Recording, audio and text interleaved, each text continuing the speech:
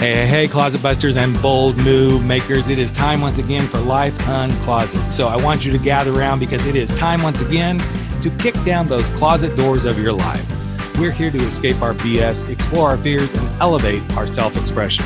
I'm your host, Rick Clemens. I'm the bold move expert and that coming out guy who's going to take you to the party, the pulpit, the wake, and back to the party of living your life uncloseted. So come on along with me and grab hold of yourself and get ready to step out, step up, and step into facing your fears, making your bold moves, and living life without apologies. Now let's get to the show. Hey, closet busters and bold move makers. It is time once again for Life Uncloseted, and we are going to uncloset something that all of us can be. We can all be leaders in our own way, but I feel like there's something a little bit extra special, something that I'm just going to say it, that us queer people bring to the table when we're out there leading, because we've had to take the lead in so many ways to be who we are and who we need to be in the world. And that doesn't mean we're better leaders. Some of us are. We're all just human. But today I am bringing a guest on who has just recently written a book about leadership. And it's a little bit of a specialty book because his book is called Pride Leadership for the LGBTQ Leader. And again, I want everyone to keep their minds open about this. We're not trying to say that we are better or unique, but there are some unique things that I do believe, and I know that Steve, my guest, is going to talk about, that as LGBTQ plus individuals, the challenges, the things we have to show up in to be leaders in our own right and to lead ourselves can be kind of an interesting little bag of tricks. And we just put those little tricks in our little bag and we go turn those tricks a lot of times. So that's what we're all about here. So Steve Yacovelli, thanks, man, for being here. As a published author, I'm so excited to be with another person who's just published their first book because it's like giving birth. So yeah. Thank you, Rick. Yeah. Thank you very much. And I know we were talking before we came on that, book publishing, quite a journey, right? It is. Technically, this is my third book. Okay. The first one didn't really count because it was like the dissertation thing that you have to jump through hoops, and then threw it online just like to get the ISBN credit. And then I did played around with doing an ebook on my own just to kind of see what happened. And boy, that was a shit show. I mean, it was a bad experience. So this is my first, hey, I have a publisher. We went through the whole process. I had a bunch of editors, and that was a really interesting and continues to be an interesting experience. But hey, I'm really happy I did it. My story's out there, and now hopefully people will hear it. Yeah. So why LGBTQ leadership? I mean, other than, let's just, in case you know it, we're both gay men. So we're gonna put that out on the table. Not that my listeners don't already know that about me, but why did you put the emphasis on LGBTQ leadership? Yeah, it's an awesome question, Rick. So I've been in this space in the leadership, development, change management, and diversity and consulting space pretty much my whole career. So going on 3 years. It's great. No, I'm just kidding. It's not 25 plus years. Oh, girl, come on. Hey, let's do what we have to do, right? I use good product now. That's right. So about 25 plus years or so. And over that time, I've really been fortunate to work with some really cool companies, good organizations, and you start to see patterns of behavior and how people approach leadership. And you see what's working for some and the different skills that they do, and you see the ones that crash and burn and what they're not doing. And so I just kind of tucked that away there. And then about 4 or so years ago, maybe a little bit longer, I started really getting involved in advocacy on behalf of the LGBTQ Blue community. Mm-hmm. And so I'm watching, gay leaders, meaning the broadest sense of the term, do what they do and just rocking it. I mean, doing some amazing stuff. And then at one point, that inner Carrie Bradshaw kind of popped up and said, I couldn't help but wonder, from Sex and the City, but I really couldn't help but wonder, like, is there something to these gay leaders that they're doing, in essence, all the right stuff that I'm seeing the best practice in the general population do. And so I started unpacking that a little bit. And that's really what led me down into the path of creating Pride Leadership. Great. And I have to say, I think there is something really, really unique. And my perspective comes from the space of when I was in corporate America, all the many years ago, I wasn't out. I was married. I was pretending to be heterosexual. And then as those moments begin to come closer where I'm like, okay, I am doing this. I'm about to come out of the closet here. I started really paying attention to my LGBT, which was all there was at that time. Right. counterparts and going, okay, how are they showing up here? Number one, and how are some of them doing this in these higher levels? Yeah. Because there was, and this, we're talking the late 90s. So we were just beginning to get past the Ellen DeGeneres, or right in the midst of all of that sort of stuff. And it really was becoming a big piece of how I saw myself coming out of the closet. In fact, it scared me to death.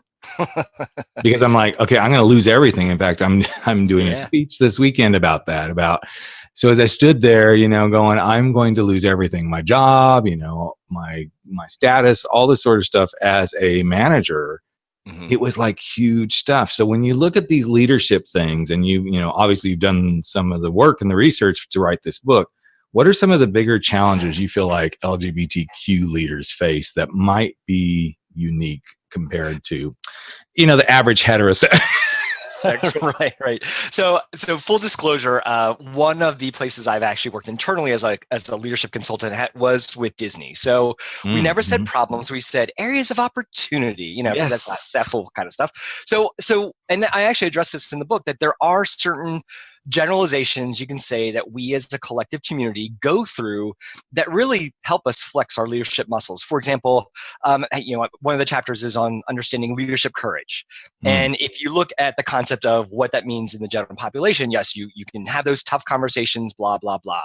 Well, I think by nature of who we are as a collective community, we're forced to really amp up that courage thing if we want to be successful in the workplace. Mm-hmm. So not only just having those difficult conversations with those around us, but also bringing ourselves, which is another chapter, that authentic self to the workplace. You really can't untangle authenticity with courage. They are, they're separate chapters, but, and I say in the book, all of the 6 leadership competencies I focus my energy on in the book are so gorgeously intertwined, because that's collectively what makes us successful. So having courage, being authentic, really being empathetic. I think just those top 3, if you think about our collective and shared experience of being the quote unquote others, and define other how you will, it really forced us to flex those leadership muscles. And that experience just helps you be a more effective leader. I agree 100%. And, it's interesting, when the company that I worked for, when all this was starting to unravel for me, was a software company in Orange County, California, of all places, one of the most conservative places in the world. And it was so interesting because we probably had easily 100, if not 150 people working in that office. That was just that particular office. And the predominance, I should say the predominance, but there was a good share. I'm talking 30% probably of the staff were part of the queer community. And even in our support department, we had a openly transgender person in the support department, which was like, even for me, when I first joined, I'm like, okay, what is this thing? I remember thinking that myself, like, okay, what is this person? And then as I started to step further into my truth and everything, I'm like, okay, I get this piece.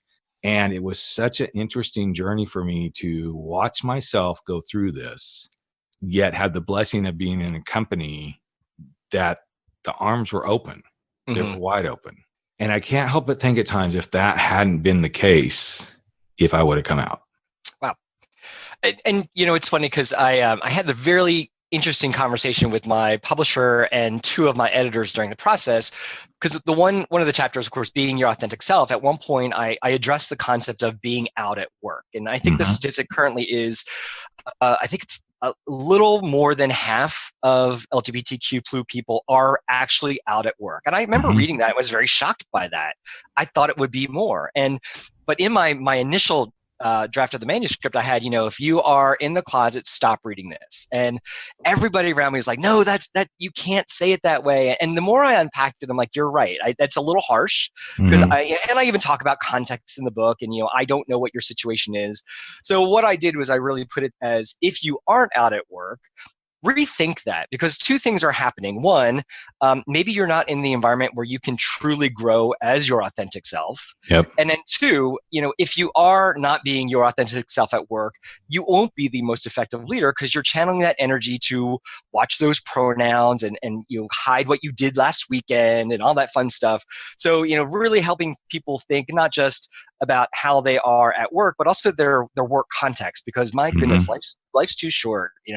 Find a place that, like you had, Rick, is appreciates the differences that we have and allows you to be your authentic self and maximize the gifts that you can bring to the table versus make you hide those or discredit the ones that aren't quote unquote within the context of everybody else. Yeah. But it's interesting, Steve, because I started my speaking career speaking at colleges and universities on PFLAG panels. And for anybody who doesn't know what that is, that's listening, it was Parents, Families, and Friends of Lesbians and Gays.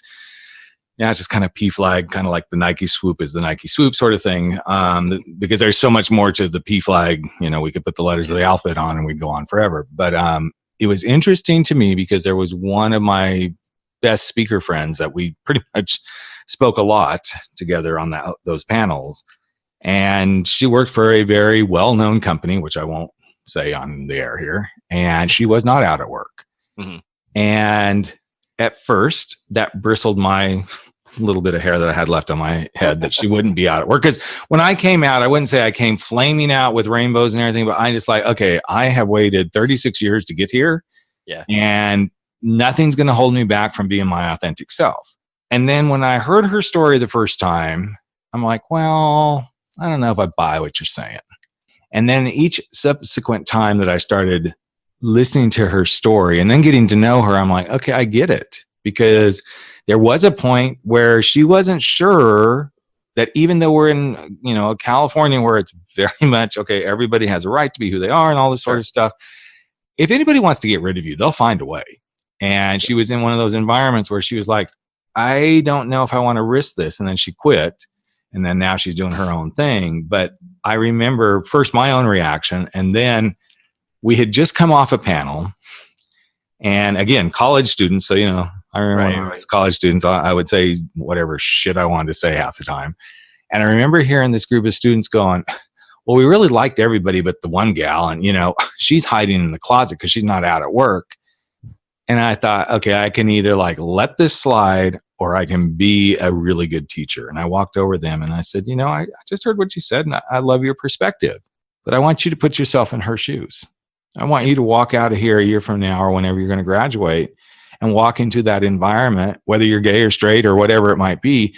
But for some reason, something that is your truth, that if you let that out, that you would get fired. How would you feel? Yep.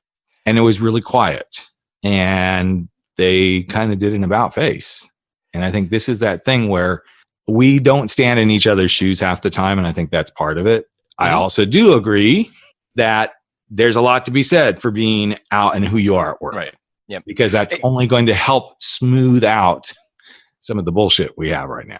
Yeah. I mean, it's one of the, I did another interview a couple weeks ago, and this person said in the interview, well, how is your book different than, say, a leadership book for a person of color? And I'm like, that's a fantastic question. I said, the number one answer is assuming not, intersexuality, is that LGBTQ for the most part is an invisible minority. I said, so we choose, again, for the most part, to share who our authentic selves are. I said, and that in of itself is a courageous thing to do. To put yourself out there, to be vulnerable. I just don't walk in the room, maybe some days I'm a bit more like, hello, kind of thing. Right. But for the most part, I go to my clients and they may not know that I have a husband of 21 years. They may not know that, I've been out since I was 24 years old. But through the course of the conversation, I will make it known who I am, because in my world and my business, that's a big values thing. So, and I have worked with clients who initially were not cool with it, or it's like, let's not share that with the senior executive signing the checks. And I'm like, oh, we're not doing that because that's not how we roll here at Top Dog Learning Group. So, but you get that data and you learn and you figure it out. Sometimes it's an awesome opportunity to educate folks on stuff. Sometimes you get through that and you have to make that decision whether you're internal to a company or not. How much can you really change the culture given where you're at and the quote unquote power that you might have? Right. And I love what you just shared, because I think it is those moments where we are called to step into our own values at our highest level. And a lot of people are like, well, I don't know. And I will actually come back to him and said, I'm not going to argue. It's you do what you got to do. Yep. But please trust that I'm going to do what I need to do based on my personal values. Yep. Absolutely. And that's the way I roll. Again, like you, I don't walk in usually like, holla, I am here. Every once in a while I might, but Sure, yeah. for the most part, I don't. And Yeah. actually, usually it's not, I don't know, it's usually not too long till they figure it out, but it's not like I blatantly will say something.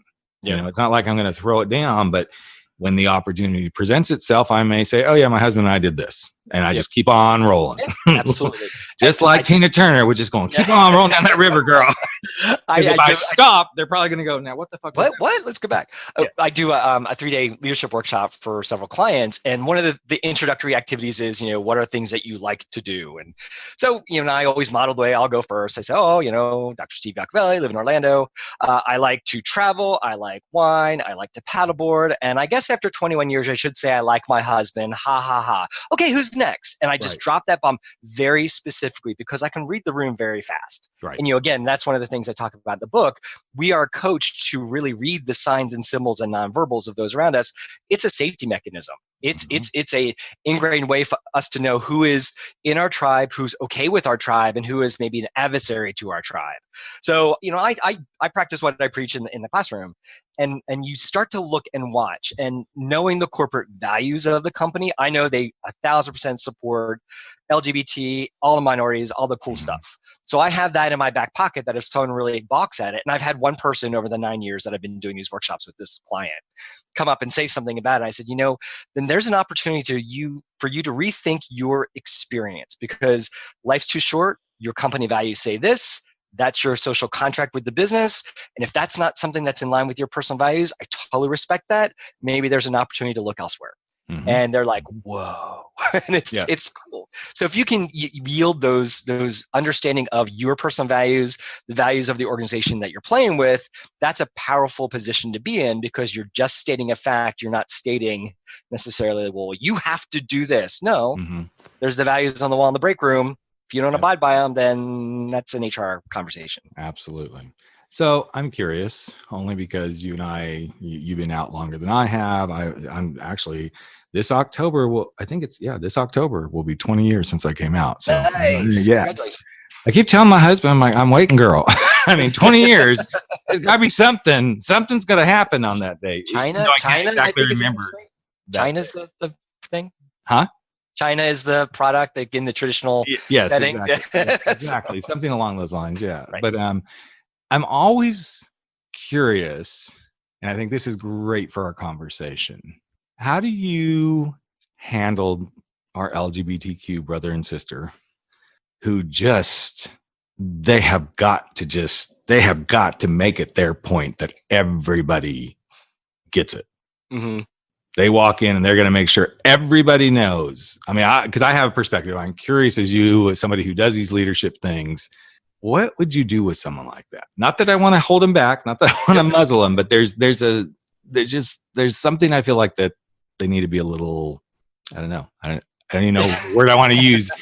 It's like I do kind of want to muzzle them, but not really. There's a little bit of respect that needs to kind of go down. It's a really, really good question. And matter of fact, I literally do address it in my book in that authenticity chapter, because I use a story not necessarily about my gayness, but just who I am as a person. So your listeners might get it, but maybe not. I'm a pretty extroverted kind of guy. I got a nice grill. I smile all the time. Right. So I walk in and I'm pretty, people are like, oh, clearly you work for Disney. Ha ha ha. Yeah, fine. We'll go with that stereotype. Right. But when I go to Europe to teach training classes, I'm not saying I'm not the authentic American Steve, but I dial it down.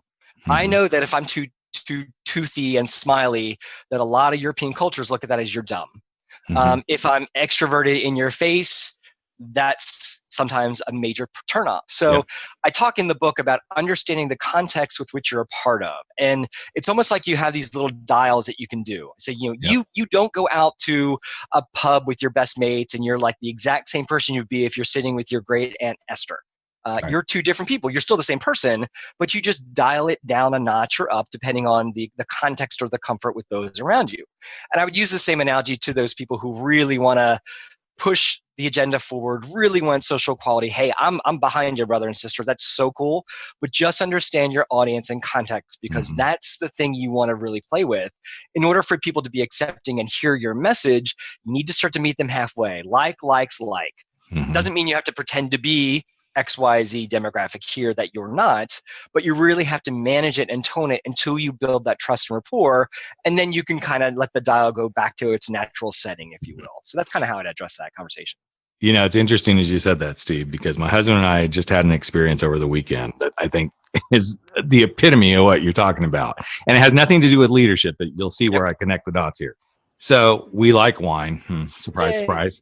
And we try to go to a new winery at least once a month. We belong to several, but we try to try something new. And so we went to a new winery Saturday. And beautiful location. I mean, just awesome. We'd heard great things about this winery. And we walk in and the gal's there on her own and, you know, starts out really great. And we hadn't even got to the second wine. And she's already starting to push the wine club. And I started, and being a wine guy, I grew up in the Napa Valley. So it's like, this is not something I'm foreign to. And so as I keep listening to her, and then I make some comment about, oh yeah, we belong to, you know, something and such and so. And well, what's it going to take? I'm like, okay, you are pushing this. And the one thing that was missing, she never even said, so what kind of wines do you guys really enjoy? What is something that really, and it's kind of it's the same thing as what you just said about walking in a room and pushing your gay agenda, which I'm not against that. I want to make sure I'm clear about that. Not at all. But it's about reading the room. It's about reading the customer that walks into that winery. And if you're suddenly going to push the wine club and you don't even know what kind of freaking wine they enjoy, you're going to lose. And same thing. I try, and I know as soon as I say this, some listeners are going to like send me hate mail, but that's okay. Those make my day. So everybody's going to send me hate mail. Really like that. Just make your day, right? But I think it's really important to like think about this. And even this speaking gig that I'm getting ready to do this weekend, I initially started out like, okay, they want me to kind of tell my story, but I got to tie it back into what the theme of this conference is always about. It's about community, adventure, and service. And so I worked with a speech coach that I love. She's amazing. And we tossed around some of the gay stuff. We're like, okay, we're going to really hit this and hit that.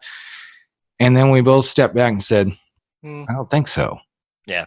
And this is a very progressive, it's World Domination Summit. It's very progressive. It's really cool. The people are like totally insane and stuff they love to do. But even in that kind of an environment, I'm like, this has to be about them and something they're holding themselves back from. And so we kind of redid everything. And most of the people who know me that know that I'm going to be there, they know how I am to begin with. But I'm approaching this from that perspective that I am telling my coming out journey, but it's all about leading them to that space of what is it you're holding yourself back from? Right. What is that big thing you keep saying you want to do, but you just aren't doing? And the way that it's getting approached is, there's going to be a couple of things that probably going to shock a few people, especially when I say that I was getting all, mom and dad sent me off to talk to the preacher when I came out of the closet. And the only thing they convinced me of that he was just hot and sexy and it didn't work, mom and dad. So, this is the way it went down, I know there's probably going to be a few people in the crowd like, that's not nice. Faster that way. I'm like, well, I can't help it. He was good looking, I'm sorry. But I think it's the same sort of thing. We got to put ourselves into those contexts, especially not just as leaders, but I think leaders in communities, in work and everything. It's really helpful to say, okay, I know what I need to be as a leader, but how do I bring that personal piece of me into that space as well? Yeah, and that's such an important question that I think I make the case when I do my conversations, actually in the book as well, is if you are living and breathing, you're a leader in some way, shape, or form. Period. Absolutely. You've got a formal title, you influence people around you, so you are a leader. So with that in mind, really understanding kind of how we impact those around us, how we want to impact those around us, the context, all that stuff. And I think it really starts with just being mindful of your own personal skills and where you can improve. I won't say deficiencies, but where's that area of opportunity to improve? Because I use the concept of having a drone perspective. Some people used to call it helicopter perspective, but that sounds too much like the parenting thing. But it's really like if you were sitting in a conversation with somebody, it could be work, could be not, and you can somehow get in your own head and get in a little drone and hover above the conversation and just kind of watch what's happening, even though it's you. They call it mindfulness, is another concept that's out there. It's the same idea. But really being able to get into that place to be like, wait a minute, why aren't we working? Why aren't we connecting? You know what? Hey, I'm not really listening to you. Let's redo this. Let's start over. That's powerful stuff, having that self-awareness. And I think if a reader goes to my book and they get nothing else out of the conversation, it's just looking at ways to look at your own behavior and then trying to find ways to start to adjust it to where you want it to be or where you think it should be. So what do you think, and I'm going to just hone in on one particular area, and this may be like a really pointed question. What do you think that gay men struggle with the most as leaders? Gay men specifically, or I'm going to go gay men because Okay. there's a reason to that question. It's such a broadly gorgeous question. So I'm going to try to talk in generalizations without getting to stereotypes. So because you got so many demographics, all different sorts of things I can do in that one. But I think one of the things that I personally have seen gay men struggle with within the workplace is finding that balance of exercising the quote unquote how men should behave in the workplace. And for you listeners, I'm doing bunny ears right now. Yes, he is. Versus how you want your authenticity to be perceived. So, for example, I have a really, really awesome close friend who is a little bit more on the flamboyant side of the spectrum. That's his authenticity. He's amazing at it. That's one of the reasons why I absolutely love this person. But he struggles with, how do I, getting back to that dial and the contacts, how do I, I'd use the term butch it up, which I tell him not to do that. But he's like, but I work in a manufacturing situation. That's the business that I'm in. That's not necessarily perceived that as the norm. I said, well, there's that balance that you want to have between the context of being your authentic you, but then also, not to keep going back to the same conversation, but where's the dial for your context? And I think, and we're talking about gay men, but I think that can be very broadly applied to the rest of the alphabet with our brothers and sisters in our community. I agree. And the reason I asked that question, because I deal with a lot of gay men who are in this space as their coach, trying to figure out, okay, how do I really show up, not only in my life, but in work and I said, if you are putting on a different you when you walk in the door to work, and you're putting on a different you when you walk in the door to your house, we need to get these things in alignment. Because how you show up at work is the way you should show up at home, and how you show up at home should be the way you show up at work. And then they go like, well, but I can't be. I'm like, you can. It's just the layers and the levels of how you show up. And again, it's the dial. Exactly. And for me, I know when and the reason I asked the question, because I've asked this of my clients, what is it you struggle with most as a gay man to be a leader or to be a manager? And they're like, I don't know how I'm supposed to show up. Which tells me that a lot of organizations are continuing, as we know, see it every day.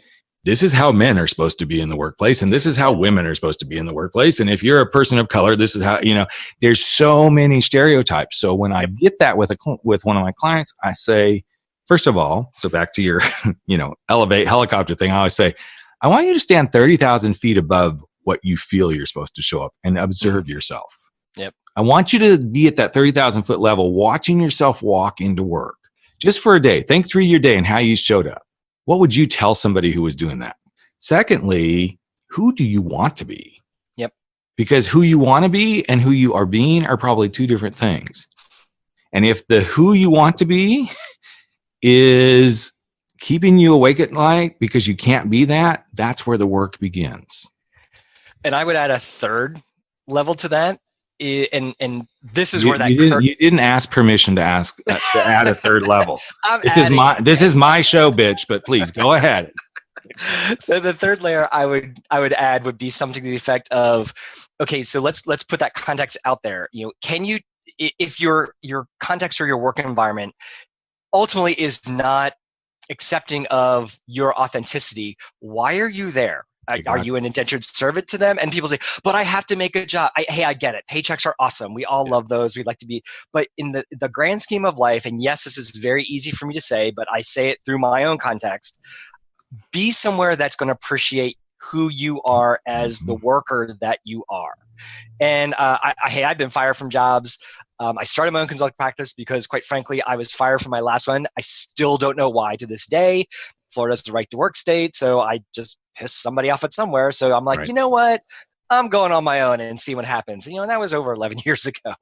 So, yes, not everybody has that opportunity to do something like that, but I would guarantee in today's day and age, smart employers are looking for the people who can do the work regardless of insert demographics here. Yes. And so that's where we want to put our special energy. That's where we want our little unicorn magic to go, because that's what the smart employers are starting to figure out. And if we start moving with our boots or heels on the ground to be like, you know what, I'm going to those folks because they like who I am and they support who I am and they are really open and inclusive, people notice and employers notice and recruiters notice. And so I usually challenge people for that third level to say, what is it that's keeping you at this organization that really doesn't appreciate your authenticity? And sometimes it's, I don't like change. There's something we can work with. Let's get you okay with change. Yeah, exactly. It's funny as you brought up the unicorn, and I forgot about this until you said something. I was working with a client, and then I was actually doing a team, I'm going to call it a team building workshop with a company locally. And I'm talking about being authentic as who you are, showing up fully in who you are. And so I do this exercise where I want all of them, even though we're not looking for work, I said, it all starts when you show up for that interview. And that question comes of, tell us about you, or tell us what your superpower is, whatever. I said, if you're not answering those questions from who you really are, whatever that might look like, that's when you start to set the tone. And that's when you set up the prison you're walking into. So I was working with a client and he was struggling so hard with it. Right. So I said, what would be the most outlandish thing you could possibly say if you get asked that question? What is your superpower? Right. And he can be flamboyant. And I could tell he was like, fuck it, I'm going for it. He goes, I'm a unicorn. Nice. And I said, okay. And how would you continue that conversation? So we go through all this, right? I'm in the middle of this engagement with this company, and I decide I'm going to kind of use the story, but I'm not going to tell him the punchline of he says he's a unicorn. So as we get there, I'm like, so I would like all of you in your little groups to think about, you're just starting with this organization and you get handed that question. What is your superpower? Yeah. You guys go work on that, and then we're going to come back. They had no idea that I was actually going to put people in the hot seats, right? Yep. So I'll be damned if the first person I don't bring up, big burly guy, right? And obviously my gaydar was way off that day. I'm like, no, this one, no way. I mean, he was hot as could be. I was like going, okay, Rick, you're supposed to be here for one reason. You're not supposed to be checking out the guys, right? And he gets up in the hot seat, and I said, so we're going to start the interview. And I did a couple of questions, and I, through the, what's your superpower? I am a unicorn. And of course I am like holding it in oh, fuck. Why is this happening right now? And I said, really, can you explain that to me? And he goes, well, unicorns, we're a special breed of people, and we bring such unique things to the workplace. And we really have these superpowers that nobody really gets. And I said, well, that's cool. So what are those superpowers? He goes, well, as a gay man. And of course I'm going, oh, God, how am I going to do this with, and he's going on and on. I said, well, get all done. He goes through this whole thing about being a gay man and why being a gay man. We are really insightful about things. We can see things. We can read people really well, yada, yada, yada. I mean, by the time he was done, I was like, I'm exhausted. I mean, I would have been hiring this one in a heartbeat just because he proved his fucking point. We get done, and I said, thanks, man. You were really, really great. And he looked me right in the eye and goes, and you didn't even know I was gay, did you? Okay, he just called me out, but it was such a great experience because what he did was he set the tone for the rest of them. Absolutely. Because he modeled that. I am fully bringing myself to this. So We get completely done with the day. The event planner or the guy who hired me comes up, and I said, how did it go? He goes, I'm shocked. I'm like, oh shit. Oh no. Oh no. He goes, I am shocked because, first of all, you got us all believing we could have fun, that we were a whole group of engineers. So, okay, just to hear in those words, oh, we can have fun, we can be creative. He goes, but I'm shocked because nobody knew Ben was gay. Ah, nice. And I thought, girl, my work here is done. Yep. And this guy didn't know I was gay. I said, and I thought, I'm going for it. I said, as a gay man myself, I was kind of shocked about that one, because when he said it to me, he mumbled it to me. He didn't say it loud enough for anybody else to hear. He goes, you didn't even know it's gay, did you? It was so beautiful and so powerful to see this whole thing unfold. And I think this is the stuff that when you talk about the leadership stuff, team, Steve, it's about leading yourself in whatever way that works, that can lead others so they can feel like leading themselves works as well. Someone asked me, to your exact point, Rick, someone asked me that, like, okay, if you could boil down the whole concept and goal of leadership, what is it? I said, you know what? Trust. It's building trust with those around you, period. Everything that you do, whether it's you build rapport with people, you share your authenticity, you effectively chat with them from you telling your story, all that good stuff. Everything boils down to trust. And that story you just showed, that's awesome. So what Ben or whoever the engineer was, people, hey, he threw himself out there. Like, you can't not trust him because that was him. That was his authenticity. That was fully him showing up. It was amazing. Absolutely. And that's a fantastic story. I would love to know what happened to them, meaning the whole organization, later. Well, it was so interesting because 2 weeks later when I did the follow-up, I said, so how is everything going? And I was kind of like, I'm just focused on, did you guys like start really having some more fun? And the first thing my contact said, he said, we implemented a new weekly meeting that every person that was in the training. So it was just, I did the experiential thing. Yep. A friend of mine did the rest of the 3 days. He pulled me in, I hoarded myself out for an afternoon and said, sure, use me, abuse me, whatever. Right. And he said, we started a new thing where once a week, everybody who was at that training is leading some sort of a discussion. And none of us really know what it is till we show up. And he said, one of the first discussions that came up was not by Ben.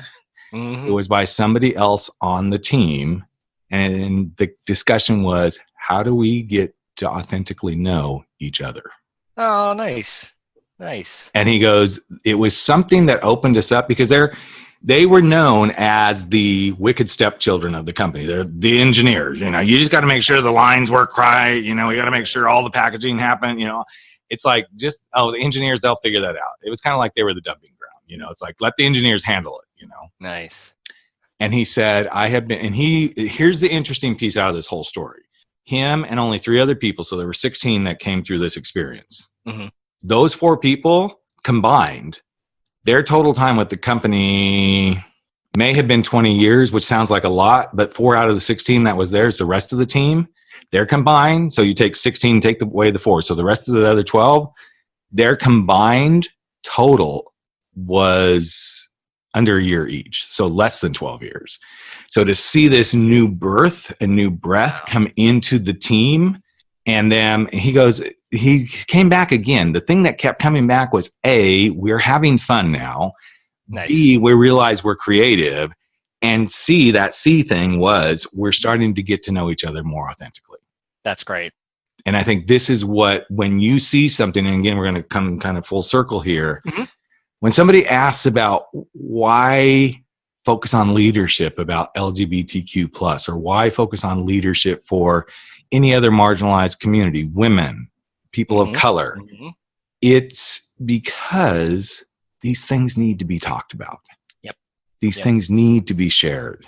These are the things. And I know, your 6 things are authenticity, courage, empathy, communication, relationships, and culture. I could take those words, and not diminishing what Steve does here, but you could put it in any marginalized community. It's going to be the same stuff. I started out, totally agree with that. When I started the book, it was 26 competencies. Wow. And so I, with the help of a friend who's a really fantastic thinking partner, my sister as well, I call him that. He does what I do, is OD development leadership. Yep. We had Post-it notes all over my office of like what we have experienced, what we've seen, and we just wanted to boil it down. But I 1,000% agree with you. I mean, these 6 are just so universal. I think there's a twist for our community to have a leg up in all 6, which is why I agree. The whole book exists. But yeah, you talk about in my one chapter about shaping culture. Yeah, we all want to shape the right culture to be inclusive, regardless of your quote unquote otherness. Yes. And how can we do that? And we all can do that. We all can take a part in that. It just might take a little bit of effort for some of us to be a little more savvy with it than others. But I think you're in a very similar space with what you're doing to what I did, but this is something I landed on about 3 years ago. You can take this entire premise of this book, and for the ones who are like, oh, well, why do we have to have gay pride? Why can't we, I don't even want to start on that whole thing. But why does it matter if it's LGBTQ leaders? And I would actually go, well, because what we're teaching you actually could work for you too. Yeah. If you were really authentically coming to work, if you were really showing up as your courageous self, if you were really being empathetic, if you were really communicating, if you were really focused on the relationship, if you were really focused on the culture, because in something that you do that you feel like you're not fitting in, guess what? It's going to be the same thing. And I landed on this literally 3 years ago when I realized my coming out process, I can do with anybody in any situation they're in and any company in any situation they're in, because coming out starts with being confused. And then you got to go get curious. And as you get curious, then you build the courage to go do that thing you want to do. Right. But once you build the courage, you got to commit to doing it. And through commitment is where you get the confidence. And once you have the confidence, then the only thing that's really left is you to consistently show up in your values. Yeah. And this is exactly why I'm doing the kind of talks I'm doing and doing the stuff that I'm doing, is because, like you, I can go walk into any organization, or I can walk with someone who's like, I'm really struggling to be an entrepreneur. Well, guess what? You are confused and you need to start getting curious. And the more curious you get, you're going to have the courage to go be the entrepreneur. And then you're going to commit to it. And the more you commit to it, the more confident you're going to be. And as soon as you're confident, then all you got to do is show up consistently being the entrepreneur the way you want to be, and go do your thing based on your values. And I think this is the beauty of what you put together. Okay, we're going to put the beautiful, rainbow flag on your book and say it's for us LGBTQ people, and the rest of y'all back off. But I think it's beautiful, Steve, because I think there's so many in our own community, who need to become a sponge. And Rick, and thank you, Rick. So it's funny. A quick story. When I gave the book to my first editor, and of course, she would be the first human in the entire earth besides myself to read it. I was so nervous. Right. And a couple weeks later, she comes back to me and she's like, okay, I need to, before I say anything, preface it this way. I am a white, cisgendered, heterosexual woman. I am clearly not your target audience. I have an MBA, and damn it, Steve, this is the book I wanted in grad school about leadership. And I was like, thank you, Heather. And she's like, can you de-gay the book? I'm like, no. I said, the reason is, yes, I totally agree that they are universal concepts. But what I did find when I was doing my initial research to write the book, there's a lot of great leadership stories out there. And I have a whole bunch behind me right now and all over my office. But there are so few that speak right to our audience. Yes. And there's something very empowering in and of itself when someone's talking just to you. Yes, I can say the same story over to my straight brothers and sisters, sure. But by just saying it to our LGBTQ PLU brothers and sisters, there's just a different feeling with that. Like, I see you, I'm talking to you, this is you. And then obviously in the narrative, I do call out that, you are courageous, and here's why, gay person, lesbian, et cetera, et cetera. And so that's the nuance of the book. Maybe down the road I will, as my editor said, de-gay it, but I don't want to yet, because I really just want to build the leadership resiliency of our community, because I think it's time. I think especially that next generation that's coming up, that's going to take over the fight for all of us. No one's really addressing collectively their leadership awesomeness. Yes. And I say, I wrote the book, I'm actually trying to start an LGBTQ leadership movement. And that's really my end game goal, my not so hidden agenda. I love that. Love it, love it, love it. And it's funny that you talk about de-gaying, because I had similar situation as soon as Frankly My Dear I'm Gay came out. I had quite a few of my straight friends read it. And the first version we didn't like, because the publisher really screwed it up. So we had to we re-edited and everything. But when that second version came out, I actually had people saying, so can you write this for the straight person now? Mm-hmm. I'm like, just read what's in there and pull out of it what the fuck you want. Okay. I'm not, Frankly My Dear I'm Straight just isn't going to work. I'm sorry. Right. But it was so interesting because it did start to plant the seed of, frankly, my dear, I'm a cancer survivor. Frankly, my dear, I'm, and I'm like, I don't think I have the chicken soup for this whole thing in me, so ain't gonna happen.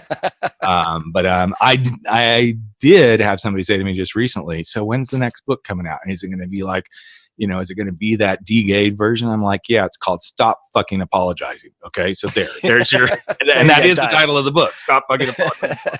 So, nice. But yeah, it's so cool. So Steve, I have so much enjoyed this conversation, man. I'm so excited for you. I love the bits that I've gotten to read of this book. He forced it down my throat. He's like, you got to read this before we go on the air. I'm like, okay, bitch, fine.